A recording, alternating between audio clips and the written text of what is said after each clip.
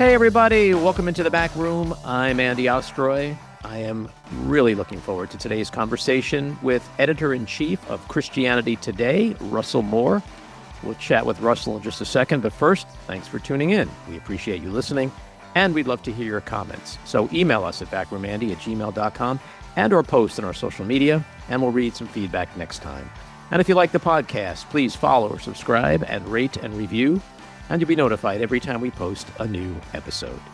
So Russell Moore is Editor-in-Chief of Christianity Today and is the author of several books, including Losing Our Religion, an altar call for Evangelical America. An ordained Baptist minister, Russell served previously as president of the Southern Baptist Convention's Ethics and Religious Liberty Commission, and before that, as the chief academic officer and dean of the Southern Baptist Theological Seminary, where he also taught theology and ethics. He also hosts the weekly podcast, The Russell Moore Show, and is a senior commentator of Christianity Today's weekly news and analysis podcast, The Bulletin. Russell, welcome into the back room. Well, good to be with you. Thanks for having me. So let's start with the biggest story in the country right now, which is the Charlie Kirk assassination. But first, I want to state unequivocally that committing murder to settle political or any differences is unacceptable. And while I strongly disagreed with Kirk's positions, he did not deserve to die. My late wife was brutally murdered back in 2006. So I have a hatred of murder and of murderers. So that's my position. But I want to ask you, from the shooting itself to the reactions in the days following, what does it say about America right now? Well, I used the word satanic when this first happened in a particular kind of way. And what I mean by that is there's a kind of unfiltered rage in American life that seems, on the one hand, really calculated, the way that our algorithms are trying to push us to the most violent and extreme sorts of reactions possible, but on the other hand is senseless. I mean, if you think about political violence, it's not only immoral and unjust, as you said, it's also self-defeating. And so I think about the kind of language that Jesus uses about this kind of violence that just continues in cycles. It's self-defeating, it's irrational, and I think there's a sense of dread among a lot of people who fear that we're on the brink of something really, really dark. And that's going to require all of us looking at who wants us to be animalistic and violent toward each other and to step back from that and say no. And in the wake of his assassination, it seems like some folks really don't know where to put themselves, and others are bestowing accolades on him that a lot of people don't feel is justified given his past. For example, Pastor Howard John Wesley of Alfred Street Baptist Church in D.C. this week has gone viral for his comments on the glossing over of the divisive and what many people call sexist, racist, homophobic, xenophobic rhetoric. He said, quote, "There is nowhere in the Bible where we are taught to honor evil, and how you die does not redeem how you've lived. You don't become a hero in death when you're a weapon of the enemy in life." Do you agree on any level with those words?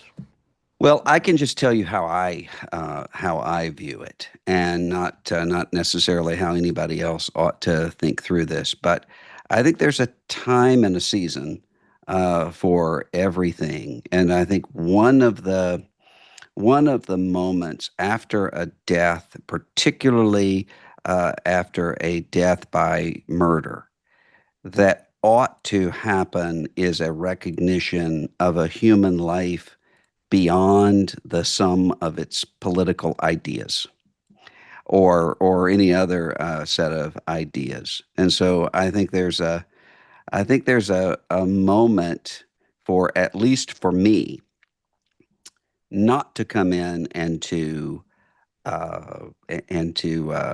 diagnose statements that were said in the past, either in terms of valorizing them or criticizing them.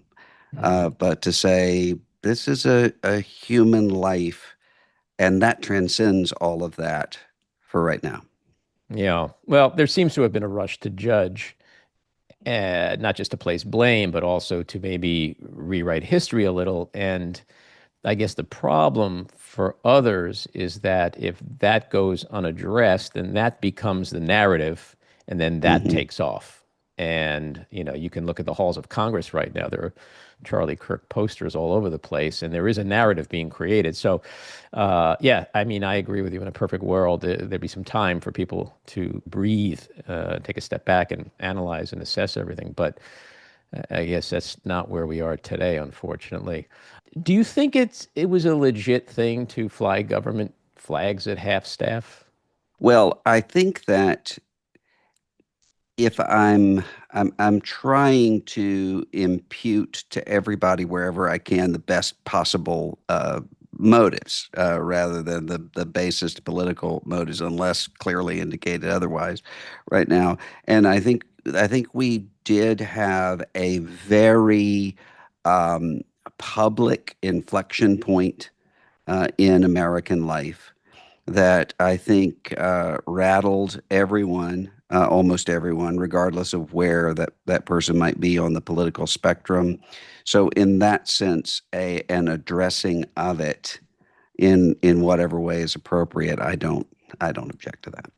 Yeah. It's interesting. I was at a NFL football game on Sunday, and there was an honor of Charlie Kirk and a moment of silence. And I looked around, and I specifically looked at people of color, and they weren't engaging. And there was a lot of other people not engaging. And the takeaway from me was that, should the US government be doing something like that? Should private enterprise be doing something like that when it tends to alienate a lot of people who feel that they were the target of rhetoric that was not kind and even dangerous at times? Yeah, but I think there's a way for leaders to talk about the fact that we're not here diagnosing the contents of somebody's statements. We're here saying this is not the kind of country we want to live in when people can be gunned down having debates and conversations. So I think of this kind of the way that Shirley Chisholm, the one of the first African American women elected to Congress, who was running for president in 1972, went to the hospital room of George Wallace when he was shot. Now, she certainly could not have been confused with Right. in any way agreeing with Wallace's demagogic rhetoric. I mean, she clearly was not that, but she recognized that there's something about the human Hmm. level that was important here, and there also is something important about saying to the rest of the country, "This is not the way we do this. This is not Hmm. the way we have these debates." I think that's important to say. I think one of the things that's going to happen is later. We're all going to kind of look back and say what were the right ways to recognize that, maybe what were some that didn't work. But for right now, I'm not. That's not what I'm really too worried about. Yeah. You're referring, and rightly so, to an era that did have humanity. And we're in very short supply of that these days. Yeah. The heat in this country right now is at inferno levels. How do we turn down the temperature? Well, I think one of the ways is by getting to a place of exhaustion that doesn't lead to cynicism. And that's what I worry about. It's clear that we're on our way to exhaustion because there's no way that a human limbic system can be put to these levels of constant vigilance and alert. that is happening right now in a smartphone era, a social media era, a polarized era, and not get to a point of exhaustion. Question is what comes after that? And what I think we have to watch for and make sure doesn't happen is the kind of cynicism that starts to simply expect this. And that's one of the things that I kind of worry about in an era like this, where a lot of things are are being made to feel normal that are not normal at all. That we would get to the point where that's simply what we expect. I Hmm. actually don't think that's going to happen. I really do think that we can see in American history uh, a sense of reacting to, seeing when an era has been bad for us, and a correcting for that, sometimes overcorrecting for it in some ways. Um, but cynicism, I think, is the deadliest thing we face right now. You know, one of the things that's allowed us to go down the road, the path that you've talked about, is that we've never in history had such a divisive president. So it makes me and others wonder, how do we begin to achieve this critical goal when our elected leaders, including and especially President Trump, who heavily influences tens of millions of people, has really been espousing nothing but pretty divisive and dangerous rhetoric in the past week? Well, I think one of the things that works against that is a sense of powerlessness that most people have right now who are not wanting to move in this direction.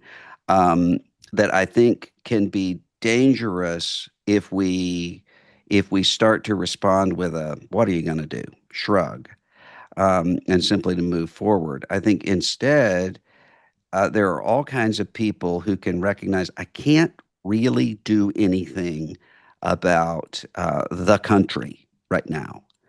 But what I can do is not to conform myself to that in terms of my expectations. And those kinds of models actually do have tremendous power. I mean, I think of I'm a Mississippian. I grew up in Biloxi, Mississippi, and when I would see the older generation of people around me who dissented from the Jim Crow segregationist worldview that had been present there throughout the 20th century, almost all of them had one thing in common, the white people who did. Almost everything, almost all of them had in common that they had served in the United States military and had, while they were there, encountered a reality that they had been told could not exist. And simply experiencing and seeing that reality, even though it didn't do anything about Ross Barnett and Ole Miss and all of the things going on in Mississippi, it ultimately changed some of those people. And that I think is key.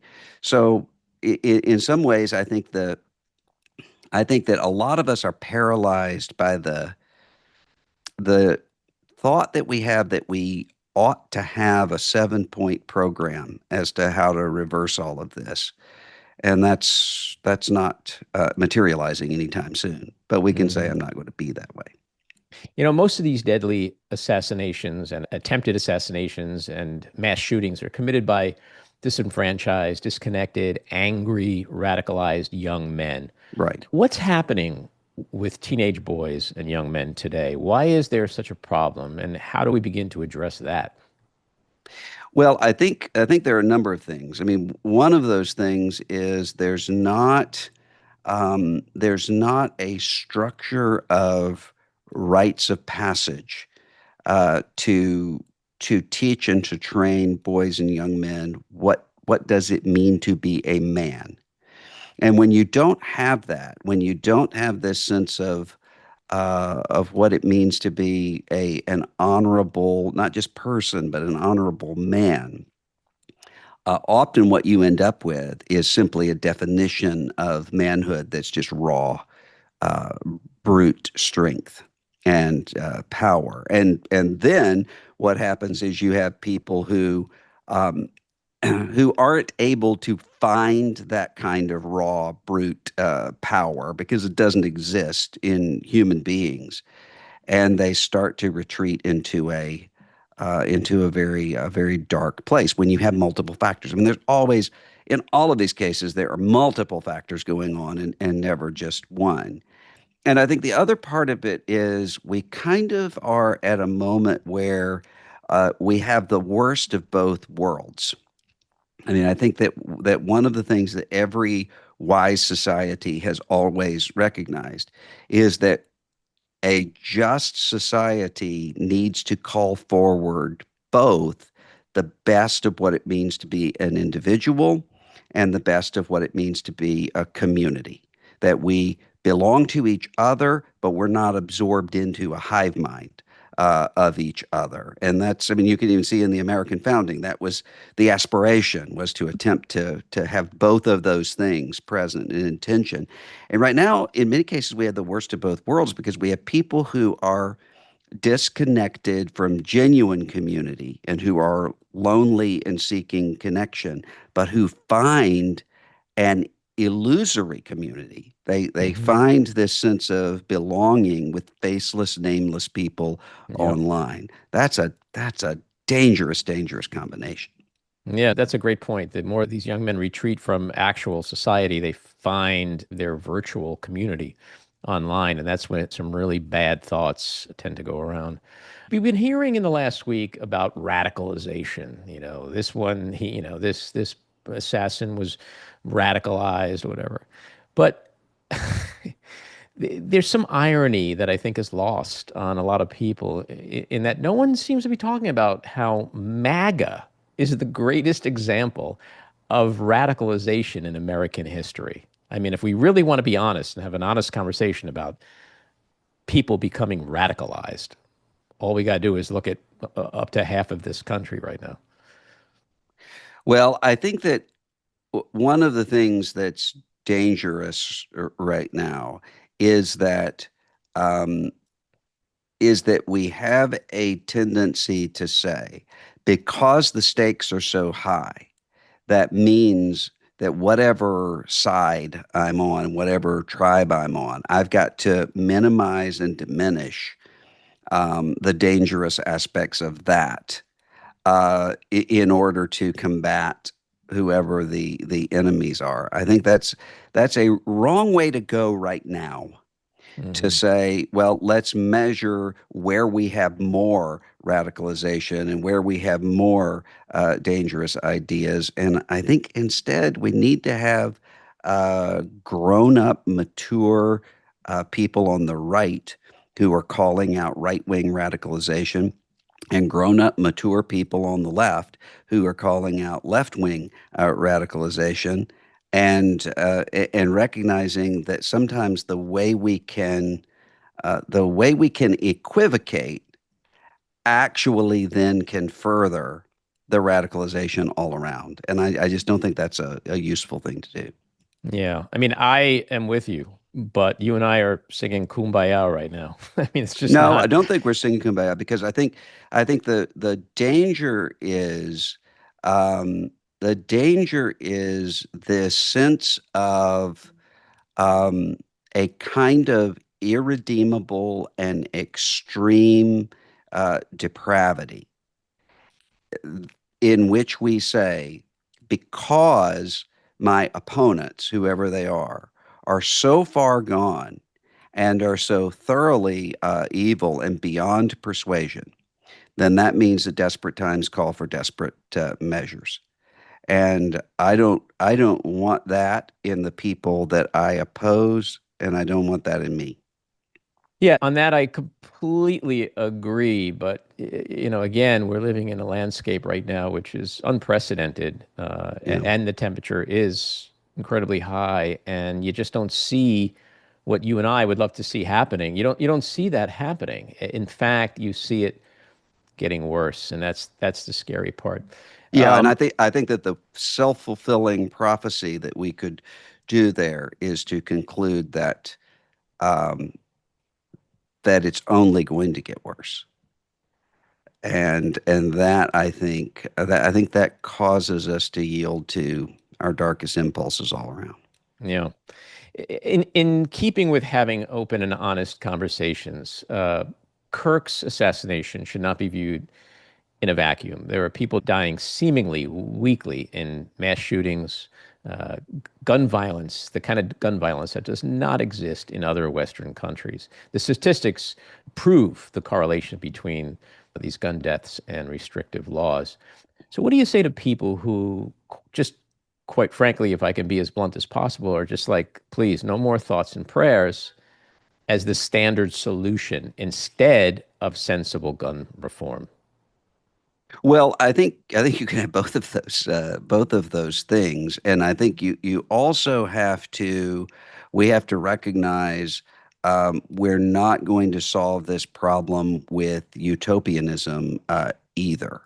And so I think sometimes there's a sense of on the right, well, if we just get rid of video games, all of this goes away. Right. And there's sometimes a sense in some sectors of the left, well, let's just get rid of the guns and this all goes away. Well, yes, but you're not going to get rid of the guns in just by simply having a 51% majority Right. somewhere.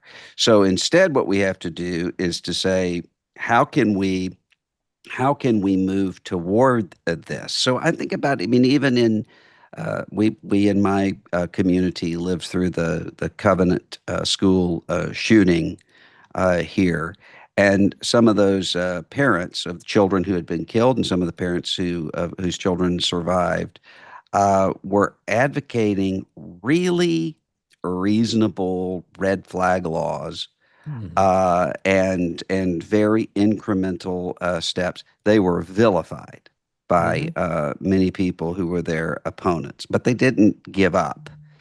And I think that they're continuing to move toward that. And I mean, one of the problems that we have with this issue, kind of like we do with immigration and some other questions, is that even when you have, I mean, a lot of times what will do is to look at polling data and say, well, we actually have, an 85% majority who want this, or this, without recognizing, yeah, but the 15% who don't want anything are often those who have the most fervor and energy. Mhm. And so and I don't think it helps too that we're in a place where we have these siloed super majorities, um, where there actually is not even any uh, there's not even an attempt to put issues on the table because there's no possibility at all that one is going to have to advocate for those things. Yeah. That I think has put us into a dangerous situation as well. Let's talk about another big story in this country right now, which is the whole Jeffrey Epstein situation, Hmm. which, much to Trump's and congressional Republicans' frustration and dismay, is not going away. And to the contrary, seems like it's an even greater existential threat today to the president and his party. You wrote an op ed back in July titled, Why We Want to See the Epstein Files. So, why do we want to see these files? And even more so, why do we need to see these files? Because I think we have an innate sense of justice and of a moral framework and a moral order that's more than just um, the will to power. And I think in this case, what we have seen over and over and over again in almost every segment of American life are institutions that are choosing institutional well-being and institutional safety, institutional self-protection over the people that they consider to be the most expendable. And usually, those people are those who are expected simply to go away. Mhm. And I think that we've seen that kind of predatory behavior which is further empowered by the people who will say, just move on. And that the temptation is there to say, and I've seen this in a church setting also, which is to say, the it would be nice to try to move toward justice for the people who have been harmed, but the stakes are too high. Right. We've got this we've got missionaries we've got to support, so you need to be quiet. And then in the case here, well, we've got our political opponents are so powerful, so we don't have time to deal with this. Well, that's really a form of moral uh, of sacrificing human sacrifice at the moral Hmm. level. These are Hmm. these are expendable people who don't need to be listened to, and I think there's something in most people that even if they're not at the point of saying we've got to do, there's a sense of a nagging, uneasy conscience that that's not happening, and I think that's Hmm. one of the reasons why this hasn't gone away. Now, I'm not naive about that. I think one of the things that we have seen is that the American attention span is so fragmented and so low that almost anybody in any kind of a cover up or a scandal of any sort knows if we just wait this out, eventually people will forget about it and move on to the next thing.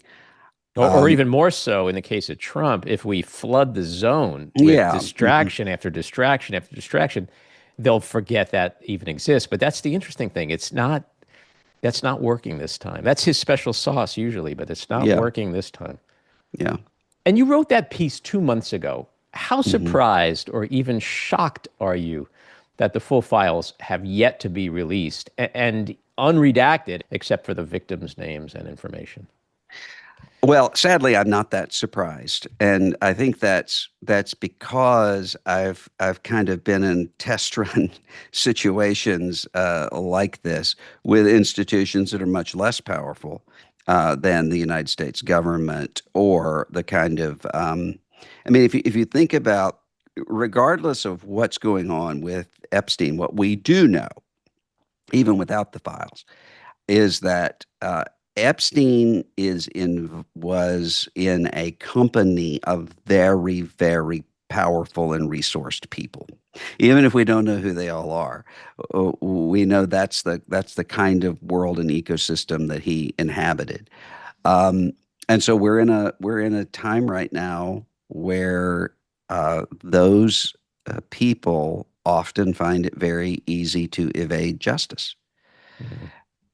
So it doesn't entirely surprise me. What has surprised me though are the people who I might and again, this is just my having too low of expectations. There are some people that I might have expected to find some way to justify the keeping the Epstein files bound up, who haven't.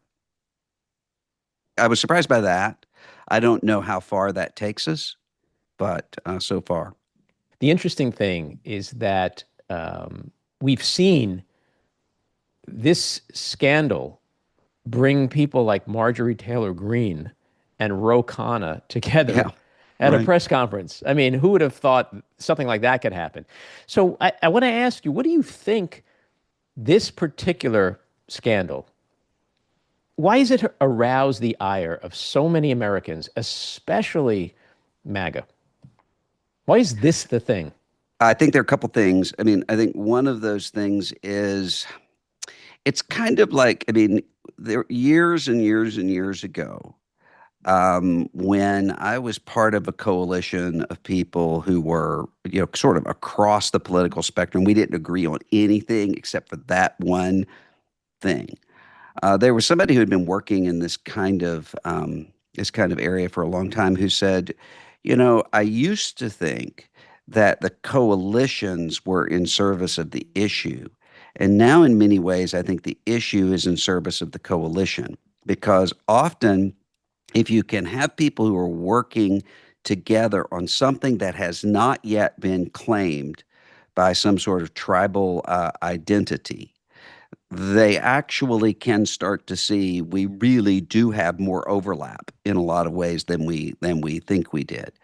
Now, the problem with that is there's almost nothing that right now has Hmm. not been uh, claimed by some sort of tribal identity. In a way, I just had a college student say to me yesterday, had an assignment where what they had to do was to find a news article and to sort of contrast different ways that different media sources are talking about it, and how do you determine what's true. And the student said, I was trying to find something because I'm so tired of political division and argument. I was trying to find something that would not be in that realm, and there's nothing. So that's true. With Epstein, though, you had some people who were already talking about this and already thinking about this before they knew that it might implicate people on their side. And so now some people have consciences that are so adaptable that they're able just to toss that overboard immediately and say the Hmm. exact opposite of what they said yesterday. And we've seen a lot of that.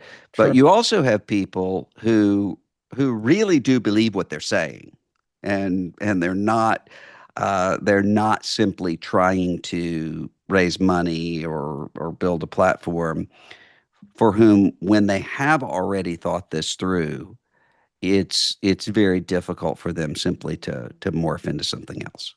Yeah, I think he's got a real problem here. He created this beast, he fed this beast, they all did. And now they're trying to tell MAGA that the beast doesn't exist. Yeah. And, there was a promise of, put me back in the White House and give us Congress, and we will go after that deep state cabal of baby blood drinking, child grooming, rich, powerful, elitist Democrat pedophiles. And now there's no reason for him not to deliver on that promise. And MAGA's asking why. And Hmm. there are people peeling off. I've spoken to them. They are peeling off because of this.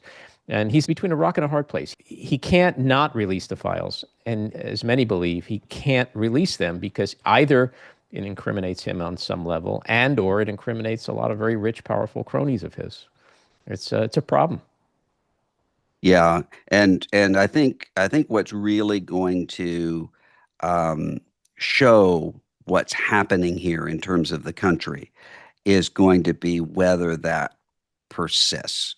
I mean, if you think about Watergate, for instance, that language that came into the American vernacular of stonewalling, the idea that the White House at that time had was, if we just stonewall this and don't yield at all, eventually people will move on. And I think that if Watergate were happening now, that would probably be true. Mm. So I think we'll have to. The question will be: is this still the case in January? And if so, yeah, I think we're at a place where justice probably will come to light. If Mhm. we've moved on the way we have about, and there's so many things right now that when we think about something that happened a month ago, we think that seems like 3 years ago. I mean, I haven't even. Yeah. There's just so much that has happened. I No, haven't even no. thought What about that. happened? What happened over the weekend? What happened last Right? Friday? Like it's exhausting. Yeah. The Epstein situation or the Epstein divide is to me the greatest example of good versus evil this country has seen in several decades. You agree? Well, I think that certainly, I'm not sure that the response to it necessarily has been that way. I think certainly the facts of the case, as we know them, even apart from what we don't know and what we want to know, clearly is in that category. Yeah, You know, and, it, and, it and I think that's one of the reasons why, if you look at, um, I mean, there is a sense of the harming of the harming of people at the sexual level, the trafficking of people, the harming particularly of children and of minors, that consciences can steel themselves to, but only for so long. I mean, I think of Fenton O'Toole has a what he calls a biography of Ireland, where he's talking about what happened, among other things, but with the credibility of the church there on child sex abuse victims. And he talked about the fact that for a long time there would be parents who would bring their minor child to apologize to the priest who abused that child, Mm. until ultimately they started to realize, wait, no, this is wrong. And the church that is saying to me there is an objective standard of morality to which we are called is not living up to that. Hmm. And there was a massive break that seemed to happen very suddenly, but conscience has started to wake up. I think that does happen. Sometimes when we see and experience things like this, folks tend to overcomplicate things. And it really is very simple. When I was watching that press conference a couple of weeks ago with the survivors and Marjorie Taylor Greene and Ro Khanna and the other congressman, I forget his name. Thomas Massey. Yeah, I just said to myself, let's keep this simple. You are either for the rape of teenage girls or you're not. If you're Hmm. not, we know what we all have to do then, right? And if you Hmm. are, you do what you're doing right now, which is nothing. Yeah.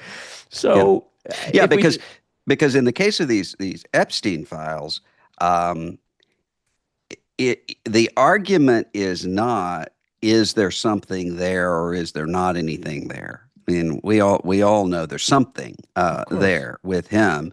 The question is whether that's going to be seen or not. right.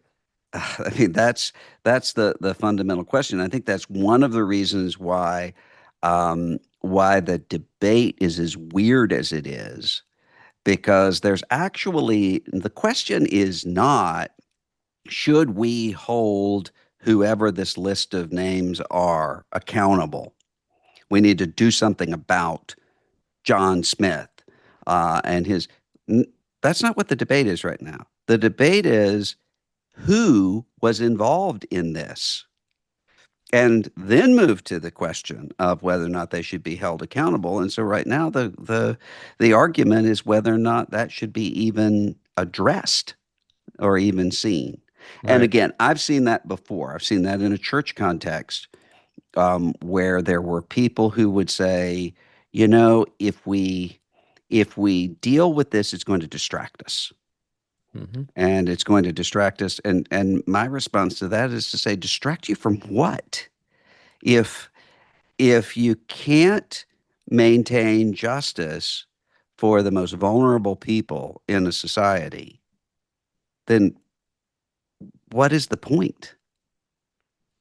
Well, the flip side of that is it's being done this way to protect the most powerful in society. Yeah. And that's just really unconscionable. Yeah, and it also, I mean, even apart from this particular moral question, once you have a society that starts to decide that justice only works toward people who don't have the resources to escape it, you don't have a system of justice anymore. Some really, really bad things start to happen at that point. And so it's important for justice in this case for those things to be made public. It also is important for justice generally for them to be.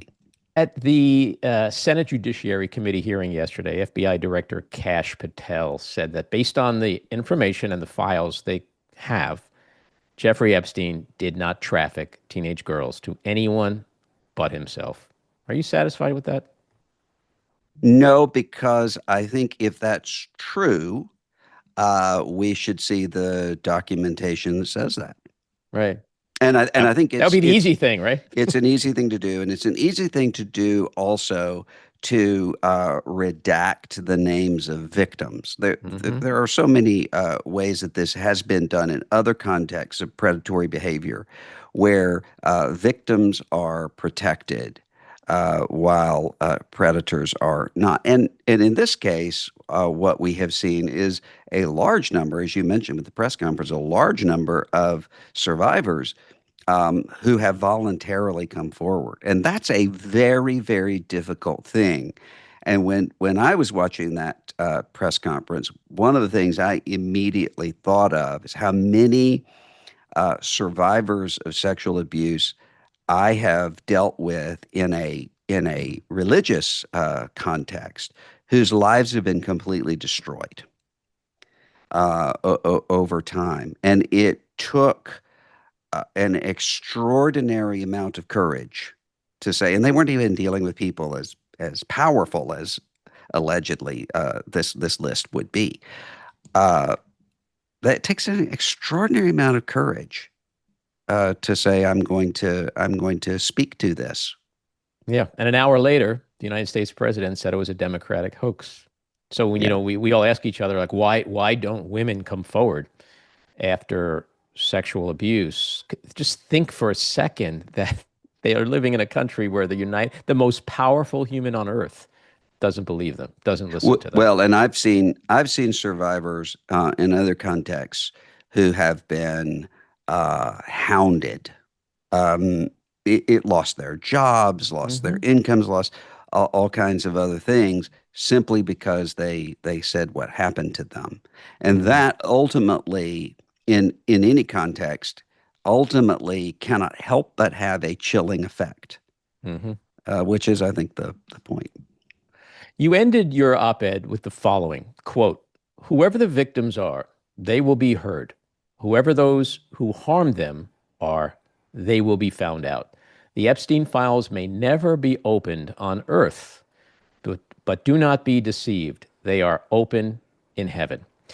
I mean, that sounds like you don't believe we're ever going to get to the bottom of this scandal and that people will ultimately be held accountable for these heinous crimes. Well, I don't know if they will be in the course of our lifetimes. What I do know, though, I mean, I'm a believing Christian.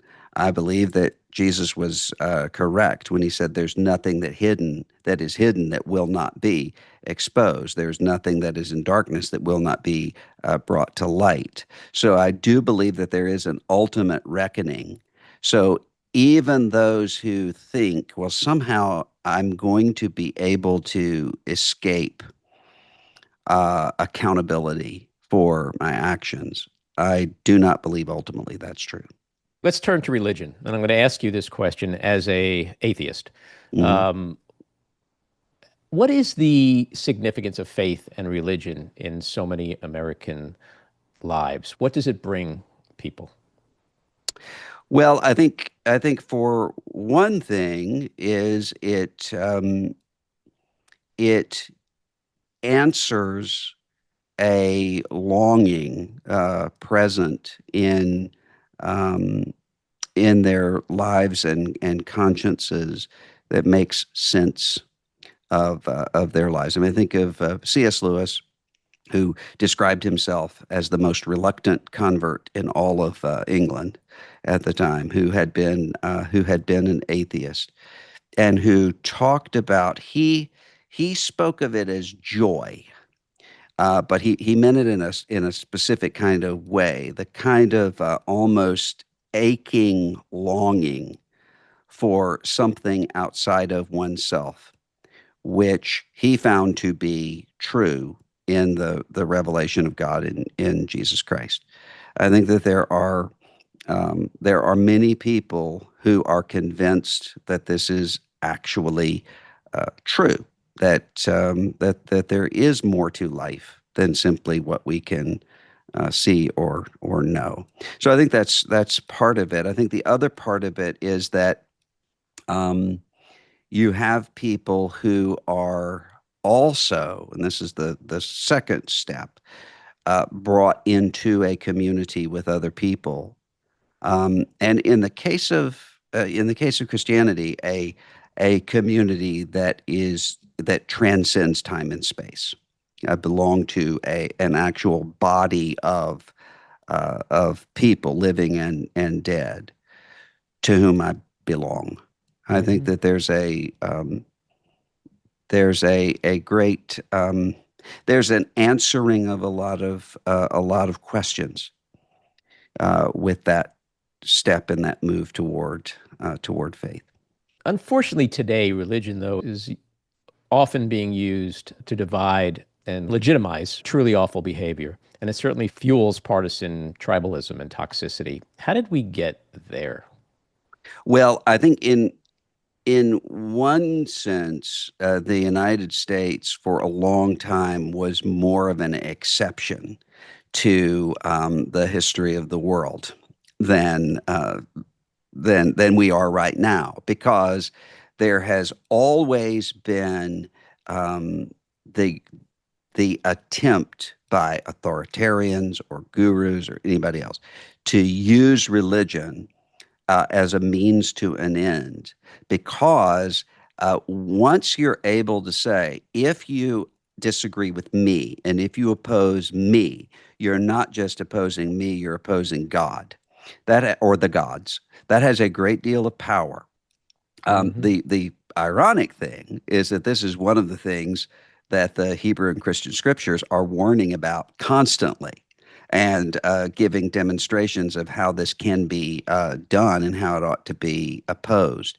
So that has happened throughout the history of the world.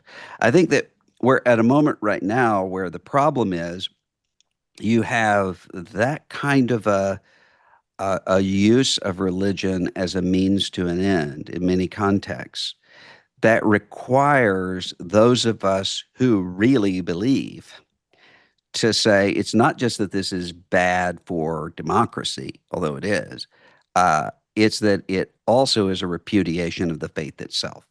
Hmm. And I think that sometimes what is happening is that you have people who will say, "Well, the problem is that people believe too much." When in reality, the problem is that they believe too little. So that in many cases, what's happening with these religions is the replacement of the politics uh, as the as the defining driving force. So, for example, um, several years ago, in a lot of communities around the country, there was this move to ban mosques, or to use the levers of the city council or the board of supervisors or somebody else to zone mosques out of existence. Hmm. Well, I mean, somebody might make that argument with some sort of worldview, but you can't as a conversionist Christian. Because if you really believe that no one can come before God unless he or she is born again, then the state can't issue that as the way that it does a driver's license. So banning mosques in that sense is not just a repudiation of the First Amendment, although it clearly is that. It also is a repudiation of the Christian gospel, because it's saying that you can have pretend Christians, and that's just as good. Well, that is just as good if all you want is a society that is Christian as a substitute for ethnic identity or blood and soil or something like that. That's not that's not for people who believe historic apostolic Christianity. That can never be enough. Yeah. Well, let's continue with this theme of what I consider hypocrisy. How do you explain the relationship between Donald Trump and the evangelicals? I mean, like, I'm not sure who's using who, but it certainly runs counter to core Christian values of humility, compassion, and truth. Well, I mean, obviously that's my point of view, but let me explain um, why you would have different categories of people who are supportive of Mr. Trump. For some of them, Trump is what Trumpism, at least, is what they have been wanting all along. That's clearly true. And there are some who will use language that will say, for instance, uh, we're at a time right now where things are so bad that we have to toss aside all of the old moral norms and civil rules and everything else, and as they might say, go on offense and play hardball. There are some who are like that. There are others though who reluctantly went along with this, but we're in the sort of situation now.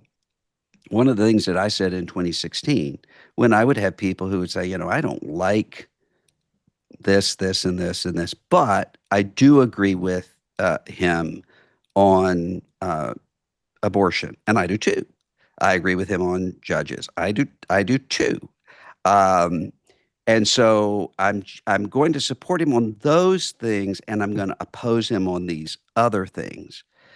And I said to myself at the time, I just don't believe it, because Hmm. that's not the way that American life works right now. Right. People who will say, I'm with you here, and I'm going to come against you and hold you accountable right here. I mean, that's why we're so stunned by Marjorie Taylor Greene and Thomas Massey and the Right. few people who actually are. It almost never happens Hmm. in American life.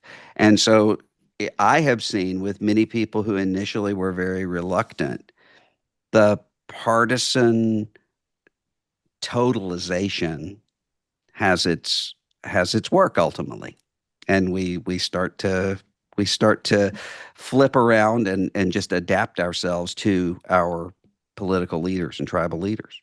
Mm. In the age of Trump this past decade, religion and cultism, for many, have morphed into one. I used to think Trumpism was a cult. And a little while ago, I started to believe it really, to me, resembles more of a religion. He's treated in a godly manner. He's called the chosen one. People claim that he's been sent here from God. Do you think Trump has become, in effect, an idol within parts of the evangelical community, replacing Christ as the central figure of allegiance? I mean, that's kind of what it feels like. It looks like. I think in some sectors, yes, but I think the picture is more complicated than that. So often, what we see happening is that you will have in congregations or in families or in friend groups, even people who vote the same way, for whom that is the question, whether the political affiliation is the defining factor of my existence. So, for instance, I spoke one day probably within 24 hours to a very conservative red state Bible church evangelical pastor, and with a very progressive blue state Episcopal priest. Both of them were serving in congregations where everybody pretty much voted the same way.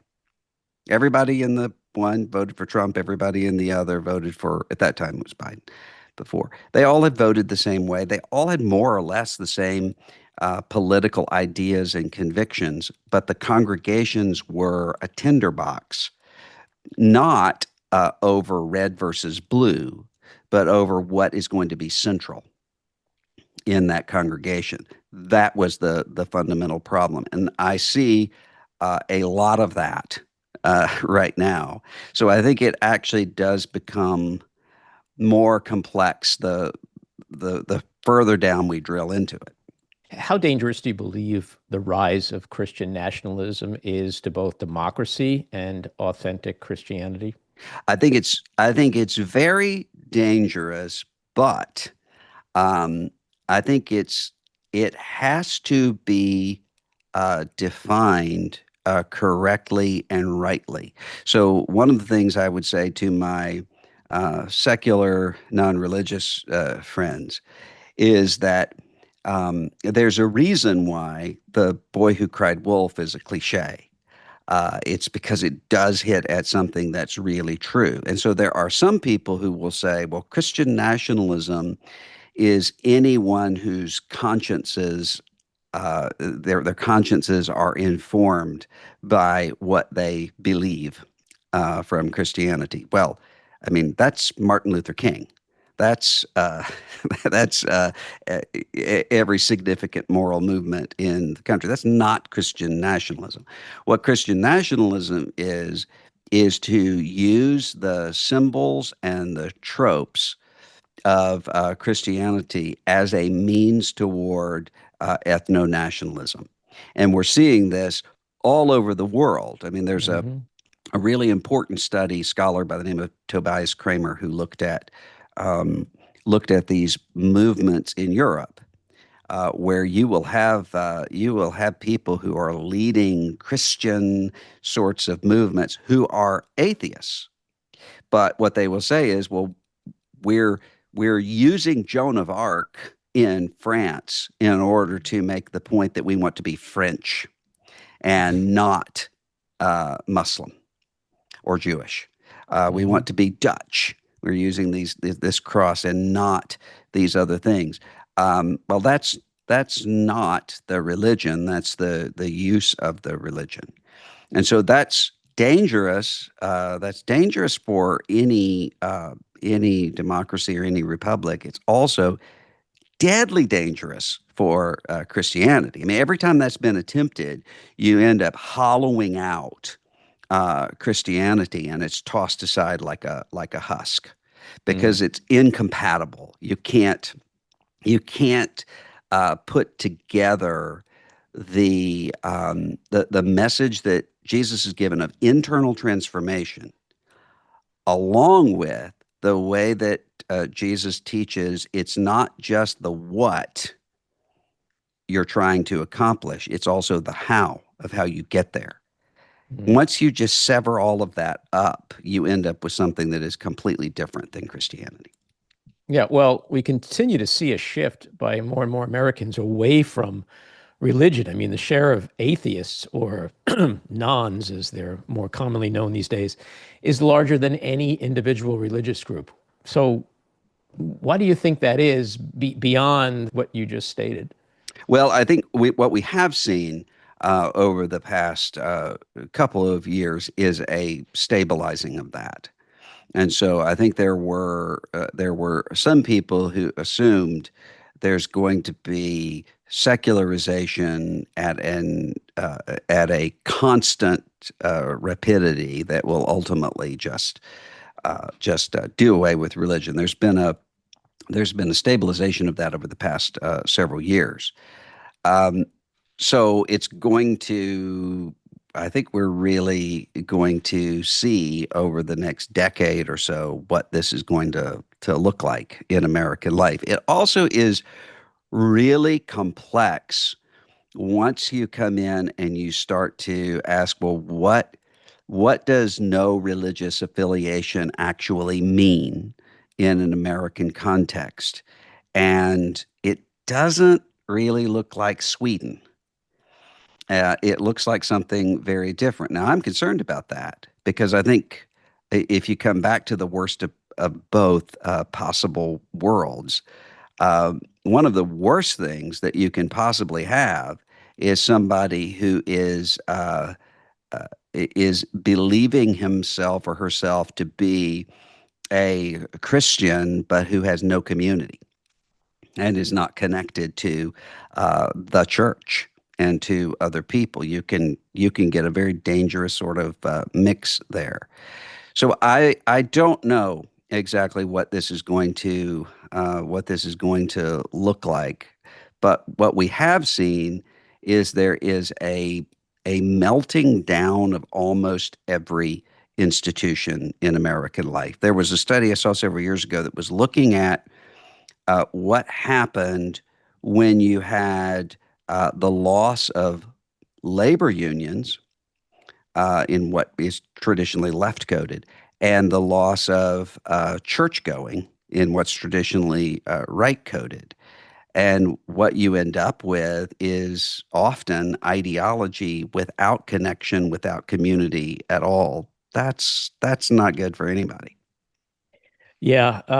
There's that famous scene in Annie Hall where Woody Allen is standing on line with Diane Keaton or a date, and somebody behind him is talking about Marshall Marshall McLuhan. McLuhan. Yeah. Hmm. And he's like, well, Marshall McLuhan this, Marshall McLuhan that. And then Yeah. Woody Allen says, well, I happen to have Marshall McLuhan right here with me. And then Marshall McLuhan says, sir, you know nothing of my work.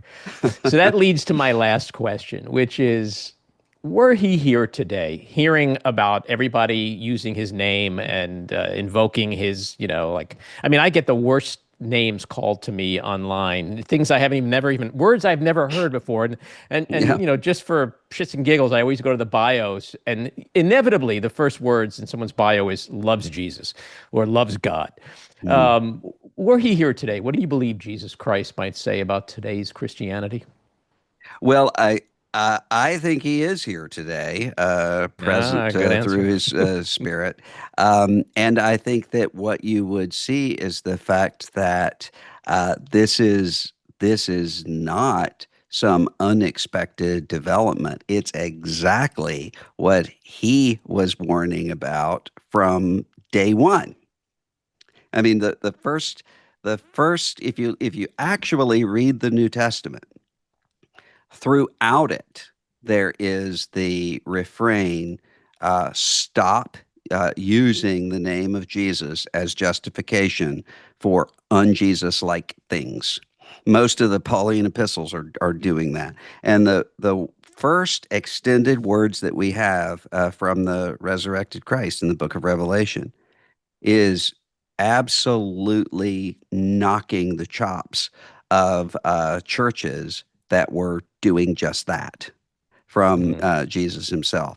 And in many cases, one of the things that he said and said to his disciples is, I'm telling you that all of these things will happen, that there will be people who will use my name for horrific purposes, so that you will not be surprised when it does, which means you have to, for those of us who are Christians, we have to be watchful of that and to oppose it.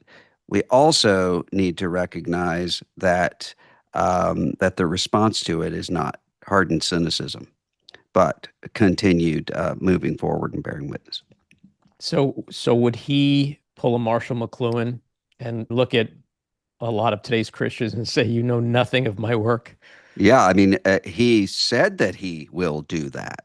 Mhm. You never knew me. Russell, great conversation. I hope you'll come back and continue the chat with me. Thanks so much. Thanks for having me. All righty, take care.